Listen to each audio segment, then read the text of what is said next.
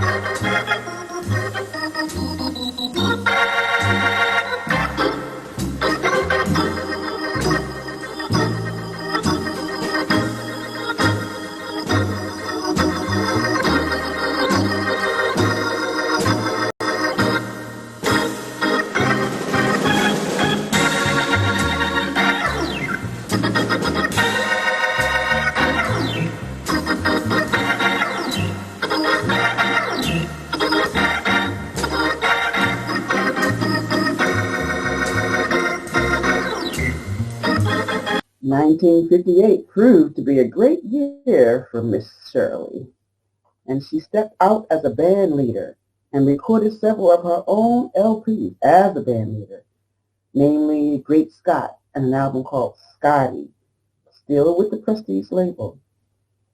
So why don't we check out a few of those tunes from her debut albums as a band leader.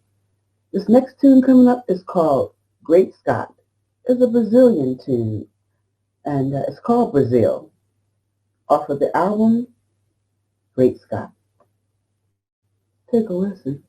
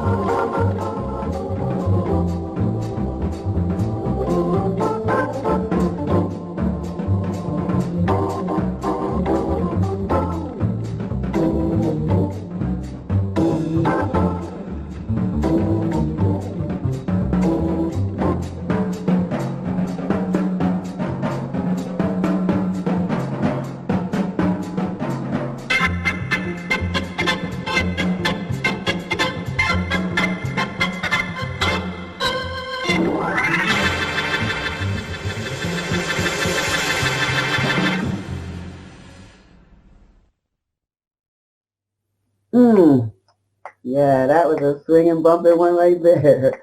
Yeah, I love that organ jazz back in the day. Reminds me of some barbecue chicken. Yeah. Okay, let's hear one more. There was another tune that she composed and put on her album called Mr. Wonderful. Yeah, I know she probably thought that husband of hers, that great saxophone player, Mr. Stanley Turrentine, was Mr. Wonderful. It wouldn't surprise me if it was all about him. All right, we'll be right back after this tune.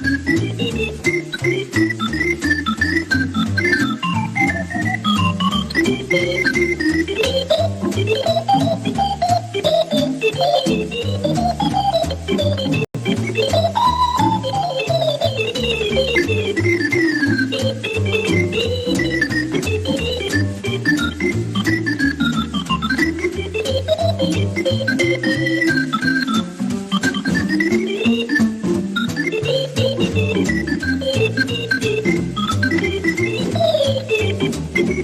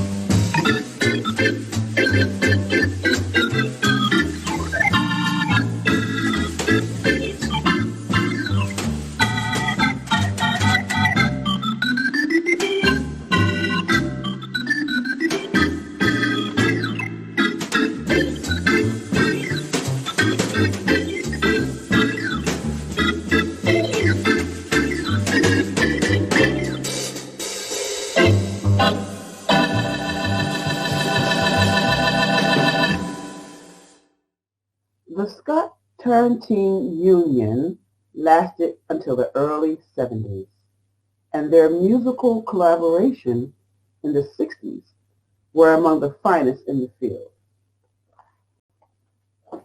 The union produced three girls, Lisa, Pamela, and Nicole Turntine. Shirley had two sons from a prior relationship, Thomas Duck Scott, as he's very well known, Ball, Thomas Duck Scott Ball, and Everett. We are fortunate today to have the youngest of the Turntine girls with us today for this tribute episode to the queen of the jazz organ, Shirley Scott. Philly Can fans, help me in welcoming Miss Nicole Turntine. Hello. Hi, Nicole. Hello. How are you? I'm delighted to see you today. Thanks so much for joining us. Absolutely. Even though we're remote, we're Yes. still going to move forward and hear the story, the fabulous story of your famous parents. All right. So welcome to the Women in Jazz series, Philadelphia. Thanks for making yourself available, Nicole. Oh, you're welcome. It's my pleasure. This is a very special day actually for you, April 4th being your father's birthday. Yes. Yes. Actually, April 5th is his Oh, birthday. April 5th. I'm sorry. Yeah. April 5th. Okay. Daddy was an Wow. Aries. And how old would he have been had he been with us today? Daddy would have been 87. Wow. 87. 87. Well, we're sending warm, heavily happy birthday wishes to the soulful, jazzy Mr. Stanley Turntine, one of the greatest saxophone players that ever touched down on the earth. I agree. Yeah. All right. So today we take the time out to honor your phenomenal mother, Miss Shirley Scott, the queen of jazz organ.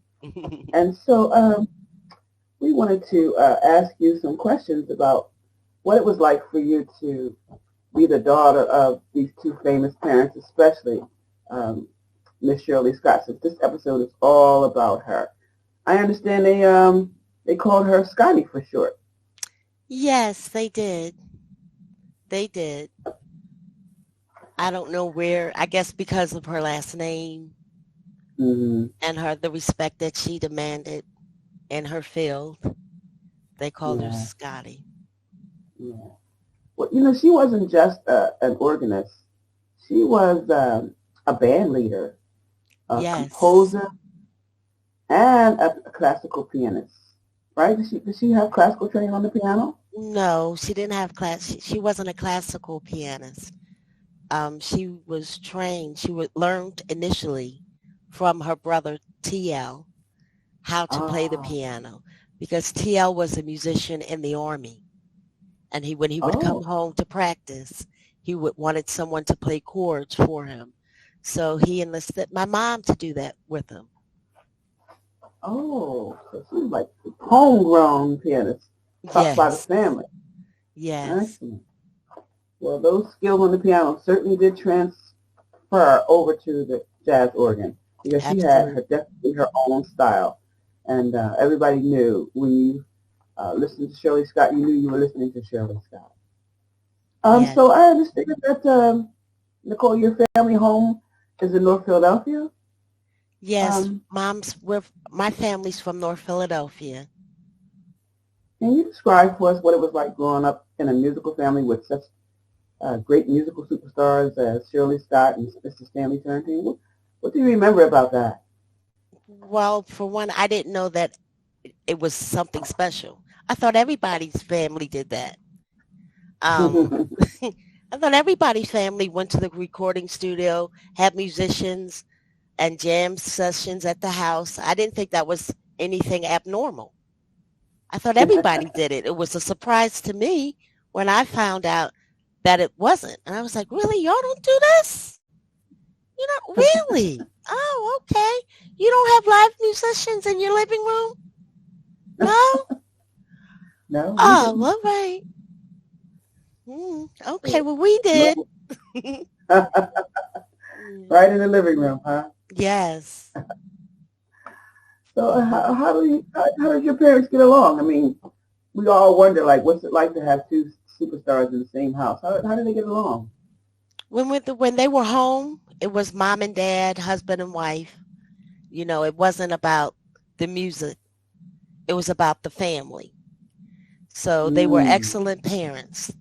Even when they, split up, they were excellent parents. They wanted to make sure that wow. we were okay, regardless of what they went through. The main thing was the children. It was five of you guys, right? Yes, 5. Everybody said I Wow. was spoiled. And my dad said, Uh-oh. no, he said, no, we're tired. After, yeah, Tired. yeah, After dealing with the five of you, I yes. guess. So the last one, me being the youngest, he said we were tired.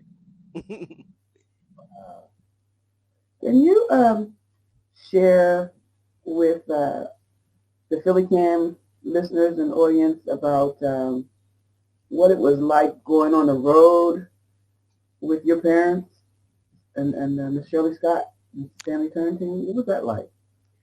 It was, like I said, that was the normal for us. We would go on the road. We would pack our bags. Actually, if we didn't go with them, we had fits. Like, why can't we go? We don't want you to leave. I want to go too, because to us that was fun, going and staying in a hotel and, ordering room services and takeout and stuff. That was a treat. Of course, my parents kind of got tired of lugging all of us around. But when they Mm-hmm. could, they would bring us together, bring us with them. And it was enjoyable. Not all the times that we would be able to go and watch them perform. Like maybe we would have an aunt or an older cousin looking after us. But as far as spending time on the road and traveling, we enjoyed it. I don't know if they like driving from city to city with 5 kids, a baby, and bottles and diapers and stuff, but we liked it. I'm sure. You said that your father had you guys traveling around in a big old Cadillac? Yes, sometimes we would drive in a Cadillac. That was my dad's car.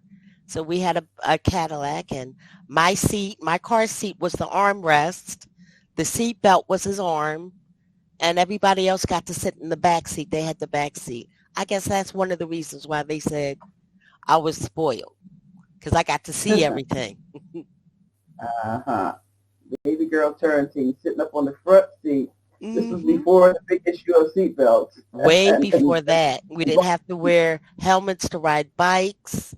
I don't know how we mm-hmm. survived, but some kind of way we did. Well, this was back in the 60s, right? Yeah, late 60s, early 70s. Mm-hmm, mm-hmm, mm-hmm. You mentioned that your whole family's from Philadelphia. So Hmm. where did your mother get her musical education? Mom actually got her musical education in the Philadelphia School District. Mommy graduated from Girls High early. Oh, girls. Right. Yeah. Yeah, and through my uncle also teaching her the basics on the piano. But she took music lessons at Girls High. Excuse me. Playing the trumpet, right? The trumpet, yes. Mom played the trumpet. Wow. Yes, she did. A woman on the trumpet. Mm-hmm. Fantastic. And my mom was petite. She was a little, my mom said she was 5'1". I kind of question that. I think she may have been like 5'11", 4'11", 5 foot. But okay, Mom, if you say you're 5'1", I'm taking your word for it. Yeah. Yeah, but her height had nothing to do with her power, her musical power. From my research, I remember that she went out on the road early in her life. Yes, she did. Mom graduated from high school early. And then right from high school, she started traveling and performing. My grandmother, her mother, would escort her and be her chaperone. But Mom started working basically before she was 20. So Mom was on the road at a young age. Okay. Well, your mother's discography is quite extensive. And when she first went out on the road, she was with the Atlantic Records label. And she was recorded first with David Fathead Newman, one of the famous jazz saxophonists that she played with. So I'd like to just take a moment and share with our Philly Camp audiences some of Miss Shirley Scott's early recordings. So listen to one of these tunes from her early discography, recorded with the famous Mr. David Fathead Newman, who also played with the great Ray Charles.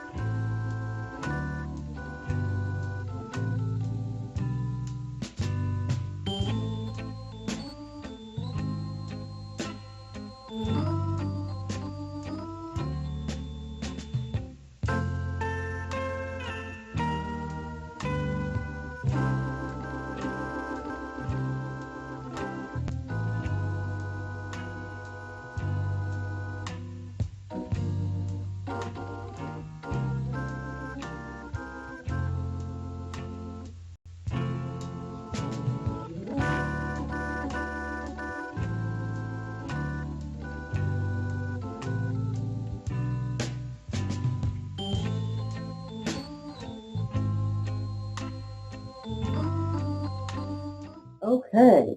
Is that all right? Wow. Yeah, that music is still classic, and it's never going to die. Yeah. Just a little bit of history here. Miss Shirley, she wasn't as visible in the following decade after the 60s, when the popularity of organ combos decreased, and labels were moving and more interested in fusion and pop jazz. Though she did record some albums on the Chess, Cadet, and Strata East labels, she still was able to come back in the following decade and continue to do some more phenomenal jazz.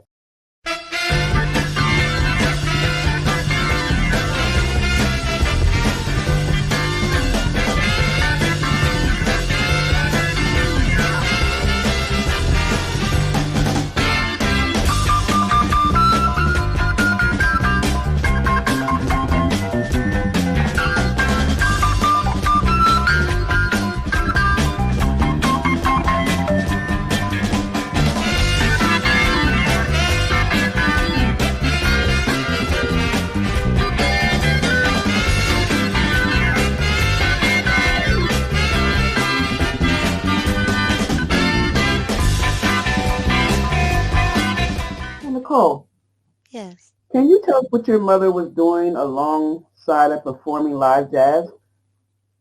She was doing something else, wasn't she? Yeah, she was. Mom was pursuing her academic career. Mom received her first bachelor's degree in music from Cheney University at the age of 53. And then before she passed away, Mom had a double master's in music and education from Cheney. She was known on Cheney's campus as the living jazz legend on the campus. She Wow. also was the music director for You Bet Your Life with Bill Cosby that was filmed right here in Philly. So mom was busy. Mom was busy. She stayed busy. I couldn't imagine being in a classroom with a living legend, somebody who's actually doing what you're training to do. Yes. So I'm very at awe, and I'm sure from what I can recall, you told me that she had a couple of famous students there at Yes. Cheney that she loved. Well, she had a couple of proteges people might have heard of. Tim Warfield and Terrell What? Stafford. Yes, mom loved What? them like they were her sons. Yes. Wow. Yes. Wow. And then I think from my research, I remember you telling me that they went on to record with her. They did. Is that correct? Absolutely. And they would perform with mom all the time. All the time. And mom just enjoyed it with the young generation, so much younger than her. Really knowing and appreciating and loving that art form was wonderful. She just enjoyed it so much. Yes, she did. To be able to have students who pay attention to a point where they become experts themselves, and then you can go on to record with them, I'm sure that was an experience that she really, really loved and cherished. Right. But they weren't her students. Mom was their Oh? mentor. Yeah. So Oh. basically mom sort of mentored them. They never had to take classes with mom because what mom taught Wow. at Cheney, they were advanced from that stage in the teaching series. So Whoa. yeah, she was their mentor. I'm happy because they both are doing phenomenally well in the jazz world, and they are definitely lions who received the baton in the Philadelphia jazz community and moved forward throughout the rest of the world sharing their gifts. And matter of fact, I think Terrell is still a professor at Temple University. I believe he is. I Mm-hmm. believe he is. She was so proud. Yes, definitely. So can you share with the Philly Cam audience like some specific memories you have about um, your mother's musical prowess as a band leader? Okay. Well, back then it was like the 60s and the 70s when my mom was, how can I put it? Was well known during that time when the jazz organ was more popular per se. Mom, Mm-hmm. most women stayed home and they were housewives, or if they did work outside of the home, they were a nurse or a secretary or a teacher or something like that. My mom was a boss. She was the headliner. So it was her choice of her picking the musicians, the music, and decided if they would perform it at a certain venue or not.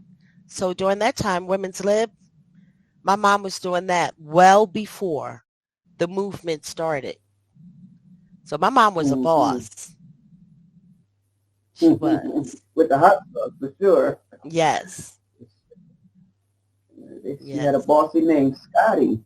Hmm. And you were telling me that she was the one that picked out her sidemen, and they all had a respect for her. Absolutely. You're not going to hear of, my mother demanded a certain respect when she walked in the room. My mother didn't have to say a word, but you knew she was somebody without even speaking, just by her aura, her presence, the way she carried herself. It was just spectacular. Very rare did you hear my mother raise her voice. And usually Mm. if she was raising her voice, she was laughing because she had a great sense of humor, one of the smartest women I could ever know. She was just great. That was my best friend. I miss her. I'm sure you do. Sure you Mhm. do. I remember getting a chance to hear her down at one of Philadelphia's famous clubs of that time, down in the Northern Liberty section of the city. Ortlieb's? Ortiz. Yeah, Yep. The old beer factory that was transformed into a jazz club and restaurant. And I yeah. saw her there with her favorite drummer. What was his Mickey? name? Mickey Roker? Mr. Mickey Roper. Yeah, Yes. yeah. They tore that stage up together. Hmm. And Yeah. another great Philadelphia musician that we lost Oh, was on some time with her, played with her, Bootsy um, Barnes? with Steve Barnes. Yes. Yes. Just lost into that dreaded germ that's going around. Yeah. So the Philadelphia jazz scene was very lively, and Miss Scott was one of the female leaders of the Philadelphia jazz scene in the 60s and in the 70s and throughout the decades until she dearly departed us. Yeah. So I wanted to make sure that we take the time out to honor, this great Philadelphia woman, an icon, and remember her, dearly and giving her the props that she deserves. Um, can you tell me a little bit more about some of your mother's greatest performances that you can remember? What do you think are some of her greatest accomplishments? Okay. Me maybe being a little biased. I love to hear mommy and daddy perform together because they were in sync. It was like they knew what each other were going to do before they do it. They did it. It was just a different type of vibe than with I've seen either one of them play with. Um, Harold Vick, my mother played with Harold Vick. My mother played with John Coltrane. Um, okay, John Did she play with Coltrane. Dr. Frank too? I didn't know that. Yes, they did. They played together. Um, they played with there was so many. Um, let me see, cousin Mary. Yeah, I'm cousin Mary trying. John. It's yeah, John Coltrane's cousin, cousin Mary. They were best. They were very close friends. Wow. Um, Gloria Coleman, who's another organist from New York. They were very close friends with my mother too. Okay, I have to Um, look her up. yes. Um, but my mom was just a special type of woman. She was. Yeah, Like I said, really. Yeah. she was gifted and talented with her God-given talent, and she would share it and take time out with people and just miss her. They don't I'm make sure them you like do. that no more. I can't really think of too many modern day jazz organists who, just fall off the tip of my tongue. I know that there are some, especially of the Japanese ethnicity. Yes, some Hmm. Japanese organists out there today, but I really can't think of any African American females that are leading on the jazz organ right now since the passing of your dear mother and our illustrious Dr. Trudy Pitts.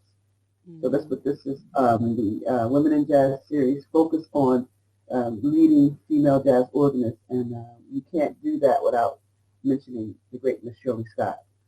Out of the five children that she had, I understand all of you really were musically inclined. Is that correct? Yes. Well, we didn't really have a choice. My dad expected for us to play some type of musical instrument. So Okay. he picked out what we played, basically. Okay. Me, I wanted to follow in my big brother and play the drums. No, I was told I would play the violin. I guess he Oh, saw something in each one of us that so he decided, what instruments we would play.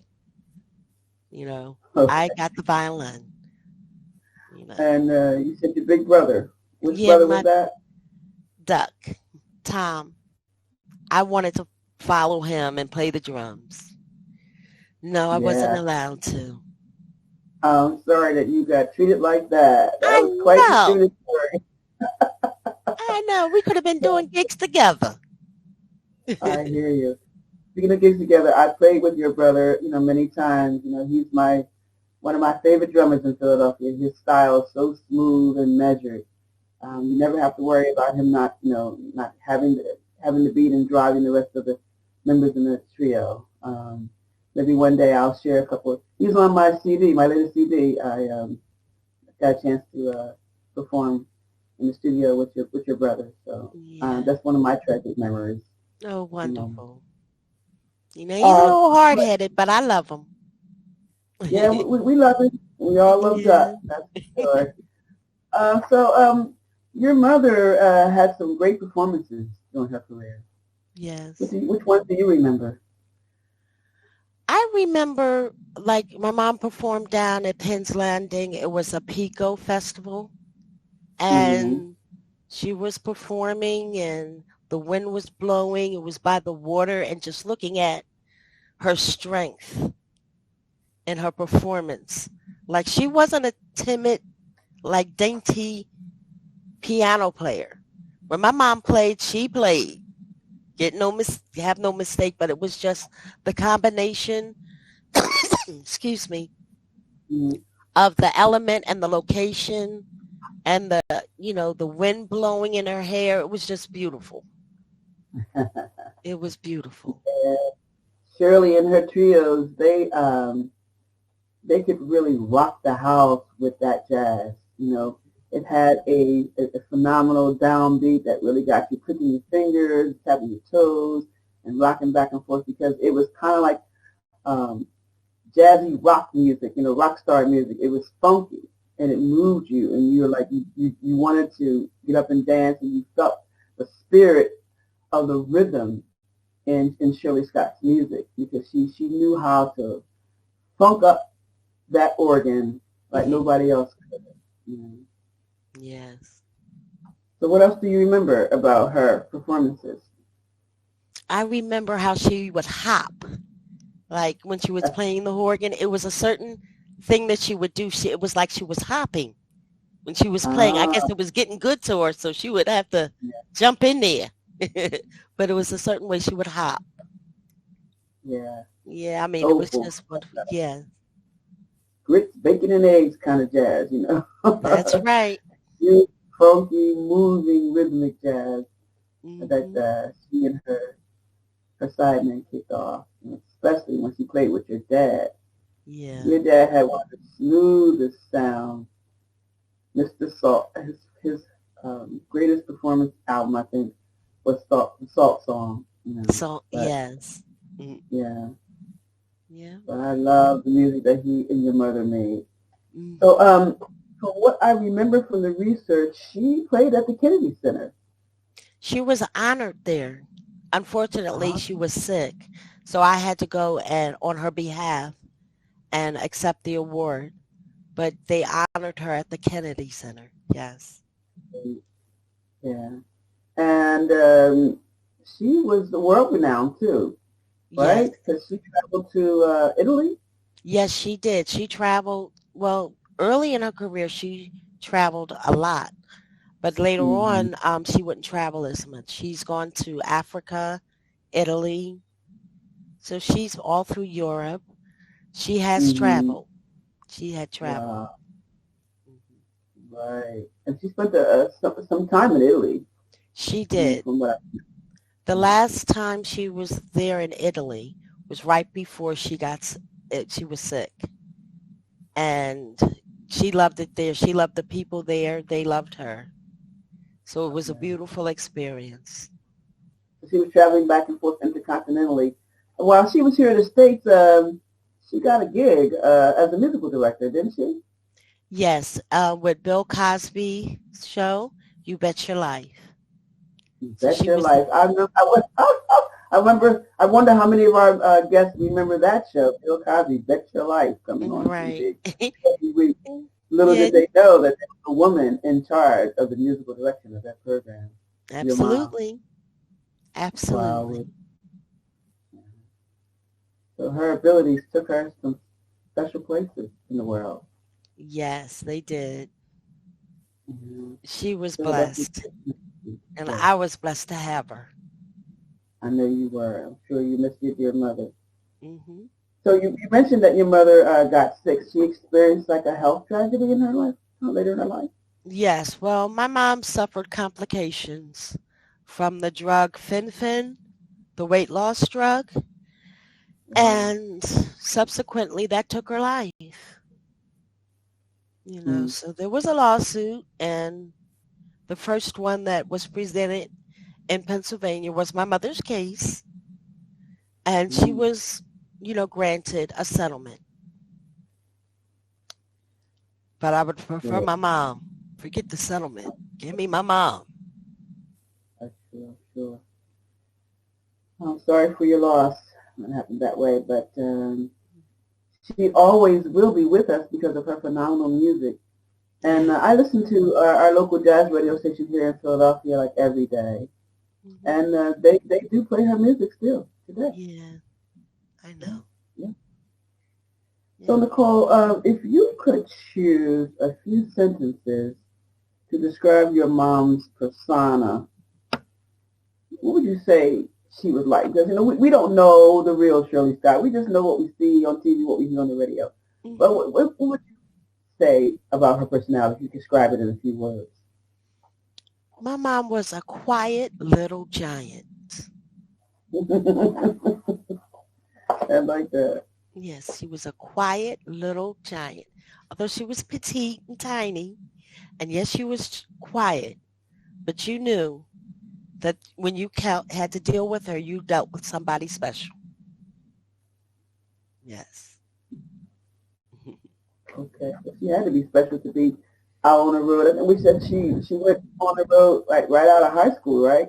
Yes, she did. And to be a band leader at that age, Young. Yes. Although yeah. my grandmother, her mother would chaperone her wherever she went. Um, yeah, Wow. And making money at that age, at she that had to be age, exceptionally talented. yes, she had a career where she could take care of herself and her family at that young age. And that's what she Wow. did. Okay. Well, Shirley Scott was born in Philadelphia. Where Mom was was your mother? born in 1934. Over 30. Yes. Right. Right. Okay. So she was like well in her um was she in her 60s when she passed away or how old was Yes, she? in her 60s. She was young to have passed away. Mom was 60, I believe 63 when she passed. Rest her 63. soul. Yeah. So what would you say your mom's message for the world? What would she say to everybody if she was still here to talk and transfer her energy and her feelings about life? What would she say to people, you think? That you can achieve anything you want to. Don't let your age, gender, or whatever stop you from doing whatever you want to do. If you want to do it, pursue it, hone your craft, practice your craft, and keep on moving. It might not lead you down the road that you expect. It might lead you to something even better, but try. Wonderful. That's beautiful. I do believe she would say that. Hmm. They say that her music was influenced by gospel and blues. Would you agree Hmm. with that statement that she spent some time playing the Hammond B3 organ in church? Not really. My mom didn't really attend church. per se. As far as blues, my mom liked all music. So I'm not going to say that she was influenced by gospel, although she did write a gospel song. Um, you know, she was raised in a Baptist home, but as far as going to church and playing the music, that's not where she got um, her background in. Okay, so she kind of like came from the gritty realizations of being in the streets of Philadelphia, No, and it came just from my Uncle Tommy teaching her jazz because um, she needed to have, he needed someone to play chords for him. So my uncle would teach her how to do it. She wanted to learn, but she learned from my uncle. My uncle was her initial teacher, Uncle T.L. did she play with him? Did she go out and play with him on a circuit, on a jazz circuit? Did she play with him at all? Did he allow? Was she able to go in the clubs or anything like Well, that? he played in the Army, so she wasn't able to do that. He was in the service. So she wasn't, but they would play at home. At my grandmother's home, they would play. All right. Well, we're going to take some time out and listen to some more music from the fabulous Shirley Scott, the Mrs. Stanley Turrentine, the great female jazz pioneer of the jazz organ, and we'll be back.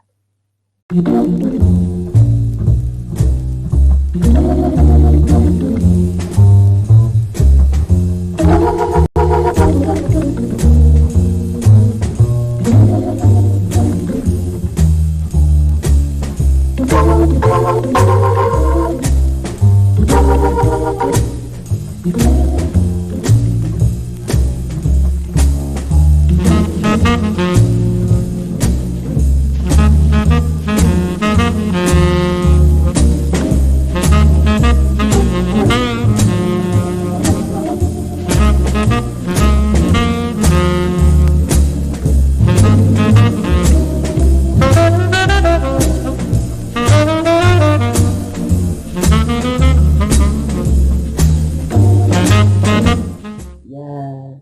You know, organists regained their popularity in the late 1980s. They saw a little downslide in the 70s because there was different types of musical genres coming in, like disco and R&B was skyrocketing. So jazz kind of took a little skydive for a while in the 70s. But then the jazz organ had a epiphany, I should say, in the 80s, which found Miss Scott recording for a whole new label called Muse. Though known primarily for her organ playing, Scott is also a superb pianist. And in the 1990s, she played piano exclusively on some trio recordings for other labels like Candid. And she embraced the instrument consistently in Philly jazz venues in the early part of that decade. At the end of the 90s, Miss Scott's heart was damaged by the diet drug combination of fen-phen, they called it, leading to her declining health. On March 10th, 2002, she died of heart failure right here at the Philadelphia Presbyterian Church. Hospital, I should say. I'm not even sure that hospital is still in existence, Presbyterian Church, but that's where she saw her final days. You know, her vast recordings are available for us to enjoy today for decades moving forward. And she will always be remembered as the female pioneer of the jazz organ. And to the great spirit of Shirley Scott, we say, Namaste. So Philly Kim listeners, please tune in to see this episode every Sunday afternoon. Oh, no, that's radio. Every Sunday afternoon at 1:30 on our radio station WPPN 106.5 FM LP. And also, this program that you're watching right now will be running every Monday evening. I think we come on at 7:30. Yes, 7:30, and we'll be on Comcast channels. Oh, wait a minute. Let me get those channels right. I don't want to get those channels wrong. All right, Comcast channel 66 now, and also on 966. So that's Comcast 66 and 966, and also on Verizon Fios. Yes, Verizon Fios on channels 29 and 30. Okay, so tune in and support Women Jazz because we're going to have another important female jazz heron come on for the month of I think in June. We hope to feature another great lady of jazz, matter of fact, of the jazz organ too. How many of you heard of Dr. Trudy Pitt? Yes, you don't want to miss that. So tune in as we interview her daughter, Anisha Carney Jacobs, and learn more about the life of another Philadelphia original queen of the jazz organ, Dr. Trudy Pitt. So I will see you all soon. And check us out on Facebook, and check me out on my website, www.khadijahrenee.com, and on Facebook, Khadijah Renee. Look me up and catch what I'm up to next, because you never know. All right. Take care. Namaste. You better chill, 'cause that's the deal. You better chill for real. Try to remain in the know. Don't worry about things to come.